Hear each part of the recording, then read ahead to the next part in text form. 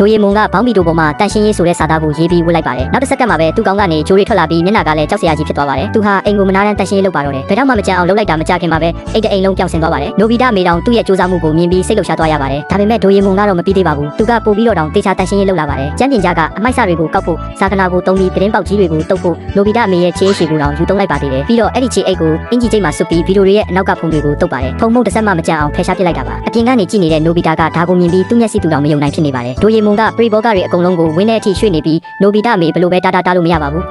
ကံကောင်းထောက်မှစွာပဲနိုဘီတာကအချိန်မီဘောင်းဘီတိုကိုချွတ်ပစ်လိုက်လို့ဒိုရီမွန်လည်းဖြည်းဖြည်းချင်းတတိပြန်ဝင်လာပါတယ်သူခုနကဘာလုပ်ခဲ့လဲဆိုတာကိုလုံးဝမမှတ်မိတော့ပါဘူးနိုဘီတာကလည်းအဲ့ဒီဘောင်းဘီကိုစမ်းဝစ်ကြည့်နေတာနဲ့ဘောင်းဘီပေါ်မှာစာချက်ချင်းဆိုပြီးရေးလိုက်ပါတယ်ပြီးတော့ဝစ်လိုက်တာပေါ့သူ့ကောင်းပေါ်မှာဂျိုးတွေထွက်လာပြီးနိုဘီတာအုံနောက်ကအချိန်ပြည့်နဲ့အလုပ်လုပ်ပါတော့တယ်စာချက်တဲ့ဘီလူးဖြစ်သွားတဲ့အတွက်သူကပထမတန်းကစလို့ဖတ်စာအုပ်တွေအကုန်လုံးကိုပြီးအောင်ဖတ်ဖို့ဆုံးဖြတ်လိုက်ပါတယ်နောက်တော့နိုဘီတာကမျက်လုံးတွေနီးရဲပြီးကျောင်းကိုလမ်းလျှောက်သွားပါတယ်ရှီဇူကနှုတ်ဆက်တာကိုတော့ပြန်မပြောနိုင်ပါဘူးသူကစာထဲမှာပဲလုံးဝအာရုံရောက်နေတာပါဓာတ်တိုင်ကိုဝင်တိုက်မိတဲ့အထိပါပဲ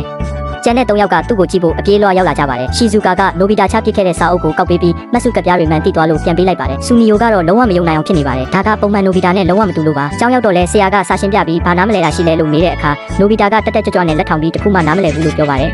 ဒါနဲ့ဆရာကနိုဘီတာကိုနေကင်းကနေမိုးချုပ်တဲ့အထိရှင်းပြရပါတော့တယ်မောပန်းနေတဲ့ဆရာကအိမ်ရင်ပြန်ဖို့နဲ့ကျန်တာကိုမနှက်ဖြန်မှဆက်လုပ်ဖို့တောင်းပန်ရပါတယ်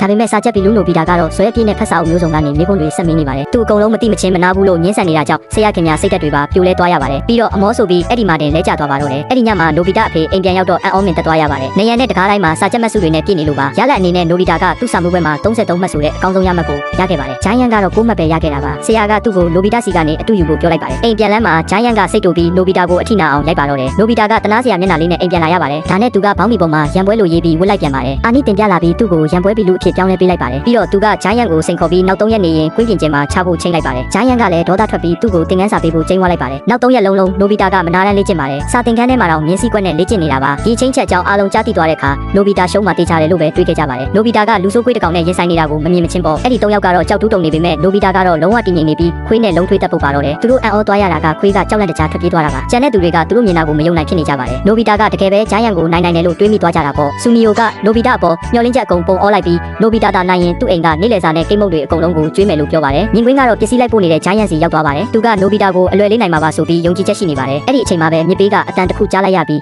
နိုဘီတာလေ့ကျင့်နေတာကိုမြင်သွားပါတယ်နိုဘီတာကကျိုးတစ်ချောင်းကိုရှိသမျှအားနဲ့ဆွဲနေတာတစ်ပင်ကြီးနှစ်ချမ်းကွဲသွားပါတယ်ဂျိုင်းယန်ခင်များချွေးစေးတွေပါထွက်လာရပါတယ်ဒိုရီမွန်တောင်လန့်သွားတာပါနိုဘီတာကကောင်းကင်ကြီးကိုယုံကြည်ချက်အပြည့်နဲ့မော့ကြည့်လိုက်ပါတယ်အဲ့ဒီအချိန်မှာပဲဒိုရီမွန်ဟာတစ်ပင်ကတကယ်တော့ဆွေးနေတာကြပြီဆိုတာသတိထားမိသွားပါတယ်ဒါကိုမသိတဲ့ဂျိုင်းယန်ကတော့တက်နိုင်သမျှအမြန်ဆုံးစပိန်နေပြီးပြေးပါတော့တယ်ချိန်နဲ့ရောက်လာတဲ့အခါနိုဘီတာကကွင်းပြင်ကျယ်စီထွက်လာခဲ့ပါတယ်ဒါပေမဲ့ကလေးအချို့ကသူ့ကိုဘီလူးမြင်တဲ့ပဲတွေနဲ့ပြစ်ပေါက်ကြပါတယ်ဘီလူးဖြစ်နေတဲ့အတွက်နိုဘီတာကဗီဇအရကြောက်လန့်သွားပြီးသူတို့နှစ်ယောက်လုံးထွက်ပြေးကြရပါတယ်နိုဘီတာကခြုံပုတ်တစ်ခု